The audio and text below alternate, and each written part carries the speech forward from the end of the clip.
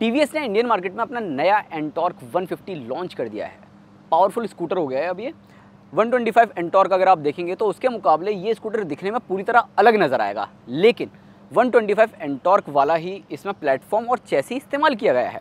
अब अलग क्या है वो तो मैं आपको बताऊंगा, साथ ही साथ इस स्कूटर में आपको 22 नए फीचर्स मिल जाते हैं जो कि इस सेगमेंट में किसी और स्कूटर में आपको नहीं मिलने वाले।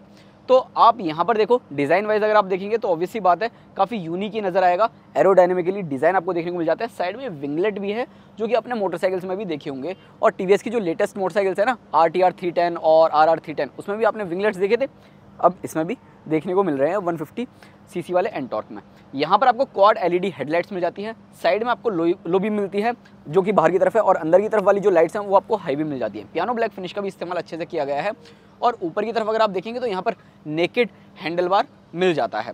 साथ ही नीचे की तरफ अगर आप आते हैं, ये जो एप्रॉन है काफ़ी मस्कुलर नज़र आता है। यहाँ आपको DRLs मिल जाते हैं और इसी में ही इंटीग्रेटेड आपको LED इंडिकेटर्स भी मिलते हैं। नीचे की तरफ अगर आप आते हैं, जो मडगार्ड है और ये आपको सेमी नेकेड मिलता है, तो ऐसे में ऑब्वियसली बात है काफ़ी ज़्यादा स्टाइलिश ये नज़र आने वाला है।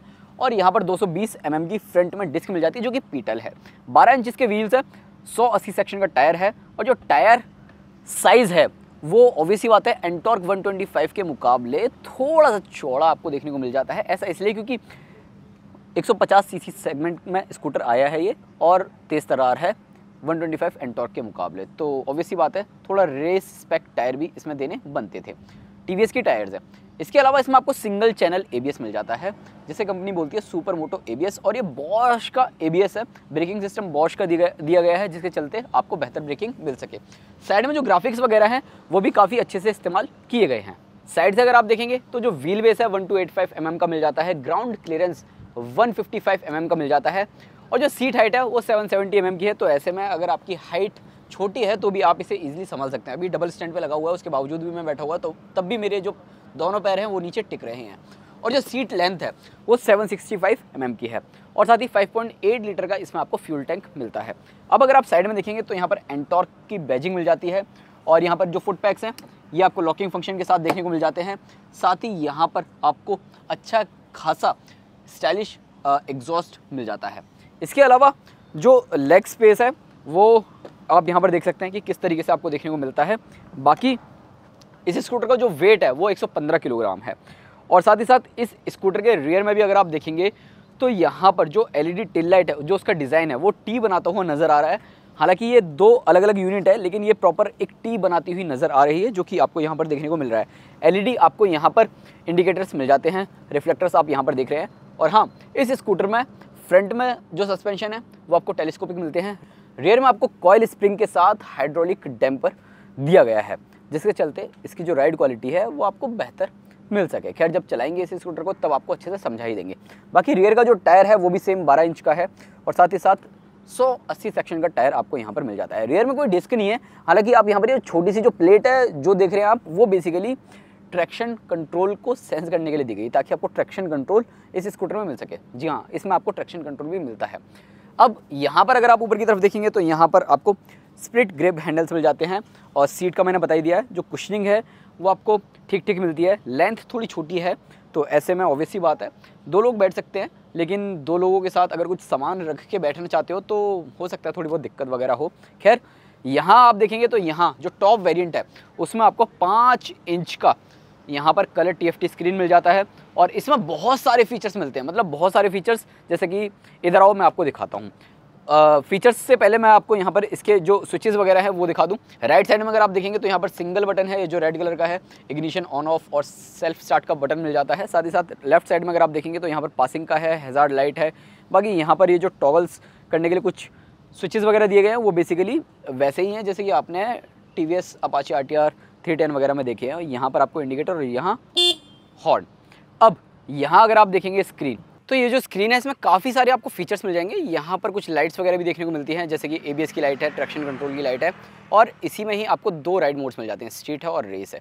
ये 2 राइड मोड्स अगर आप देखेंगे तो यहाँ पर आईगो असिस्ट भी मिलता है, जो कि रेस मोड पे ऑन होता है और स्ट्रीट मोड पे ऑफ हो जाता है। उसमें सिर्फ और सिर्फ ISS ही काम करता है, यानी कि इंटेलिजेंट स्टार्ट स्टॉप। अब अगर आप यहाँ देखेंगे राइड मोड्स आप यहाँ से भी चेंज कर सकते हैं। साथ ही ट्रिप डिटेल्स आपको देखने को मिल जाएगी ए और बी। व्हीकल कंट्रोल में काफ़ी सारे फंक्शंस हैं जैसे कि ट्रैक्शन कंट्रोल और ISS। कनेक्टेड फीचर्स आप यूज़ कर सकते हैं और प्रीवियसली मोड पर do not disturb incognito mode आपको मिल जाता है। माई व्हीकल में सर्विस है परफॉर्मेंस रिकॉर्ड में ऑब्वियसली बात है टॉप स्पीड, एवरेज स्पीड और 0 to 60 kmph का जो टाइम है वो आप इस स्कूटर में सेट कर सकते हैं। इसके अलावा माई व्हीकल में अगर आप जाएंगे तो यहाँ पर सर्विस है, परफॉर्मेंस रिकॉर्ड है, तो परफॉर्मेंस रिकॉर्ड में आप टॉप स्पीड, एवरेज स्पीड और 0 to 60 kmph का जो टाइम है वो आप अचीव कर सकते हैं यहाँ पर और देख सकते हैं। सॉफ्टवेयर वर्जन आपको देखने को मिल जाता है कि कौन सा अभी इसमें है। ओवर द एयर अपडेट के जरिए ये पूरी तरह अपडेट भी हो जाता है। डिस्प्ले सेटअप आपको मिल जाती है जिसे आप अपने हिसाब से सेट कर सकते हैं और ऑब्वियसली बात है जिस तरीके से आपको RTR 310 RR 310 में फीचर्स मिलते हैं वैसे ही कुछ फीचर्स भी आपको इसमें मिल जाते हैं। हालांकि डॉक्यूमेंट्स वगैरह रखने का ऑप्शन इसमें आपको नहीं मिलता है कहीं, जो कि मुझे लगता है कंपनी को इसमें देना चाहिए था। बेसिकली देखा जाए जो UI है वो काफ़ी बढ़िया और क्लीन है और इसमें मल्टीपल विजेट्स आप सेट कर सकते हैं 4 तरीके से, जो कि आप अपने हिसाब से सेट कर सकते हैं। बाकी क्लॉक सेटिंग्स वगैरह है और हाई स्पीड अलर्ट को भी अगर आप ऑन ऑफ करना चाहते हैं या अपने हिसाब से सेट करना चाहते हैं 90 kmph 80 kmph तो वो भी आप सेट कर सकते हैं। जब आप स्कूटर चलाएंगे 80 kmph से ऊपर अगर स्कूटर जाता है तो यहाँ पर आपको हाई स्पीड अलर्ट आ जाएगा।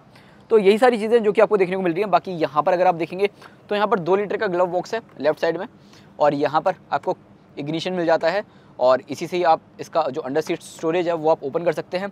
यहाँ पर हुक वगैरह दिए गए हैं कुछ टांगने के लिए। सीट अगर आप ओपन करेंगे तो यहाँ पर 22 लीटर का स्पेस मिल जाता है। हाफ फेस हेलमेट ही आप यहाँ पर रख सकते हैं। साथ ही यहाँ पर आपको एक टाइप A USB पोर्ट भी मिल जाता है जिसके चलते आप अपना स्मार्टफोन भी चार्ज कर सकते हैं।